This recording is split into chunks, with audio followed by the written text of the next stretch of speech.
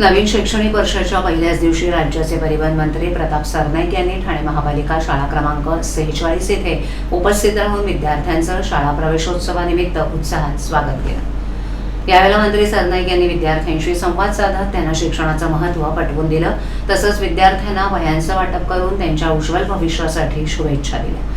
शाळेच्या पहिल्याच दिवशी विद्यार्थ्यांमध्ये आनंदाचं वातावरण निर्माण व्हावं यासाठी त्यांनी विद्यार्थ्यांना चॉकलेटचंही वाटप केलं। या कार्यक्रमाला शाळेचे शिक्षक, पालक, स्थानिक नागरिक आणि विविध मान्यवर उपस्थित होते। विद्यार्थ्यांच्या चेहऱ्यावरील आनंद आणि उत्साहामुळे शाळा प्रवेशोत्सवाचा कार्यक्रम उत्साहपूर्ण वातावरणात पार पडला।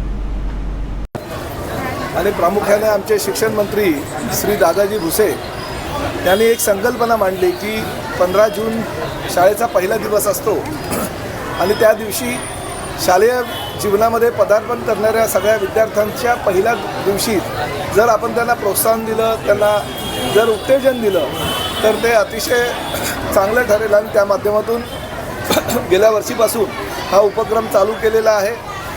महाराष्ट्रातील विदर्भ सोडून सर्व शाळांमध्ये आजपासून शाळा चालू झालेल्या आहेत आणि त्यामुळे ह्या दिवसाला विशेष महत्त्व प्राप्त होतं।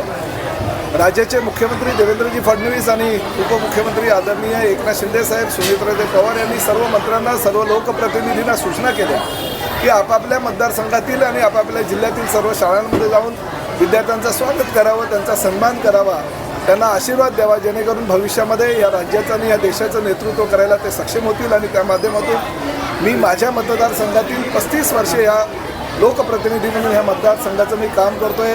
3 टर्म नगरसेवक आणि 4 टर्म आमदार म्हणून काम करत असताना ह्या शाळेवर माझं विशेष प्रेम आहे आणि ह्या शाळेतले अनेक विद्यार्थी आज माझे मतदारसुद्धा आहे। काही विद्यार्थी तर या भागाचं नेतृत्व नगरसेवक म्हणून करत आहेत। त्यामुळे ह्या शाळेला विशेष महत्त्व प्राप्त झालेलं आहे। मी ह्या शाळेतील सर्व विद्यार्थ्यांना आज त्यांचं स्वागत करून त्यांना शालाप्रयोगी साहित्य, वह्या वाटप आणि इतर अनेक चॉकलेट वगैरे त्यांना सगळ्यांना आम्ही दिलेल्या आहेत। अजूनही काही वाटप आम्ही करणार आहोत। त्यामुळे भविष्यामध्ये ह्या शाळेतले विद्यार्थी या देशाचं, या राज्याचं नेतृत्व करतील याची मला खात्री आहे।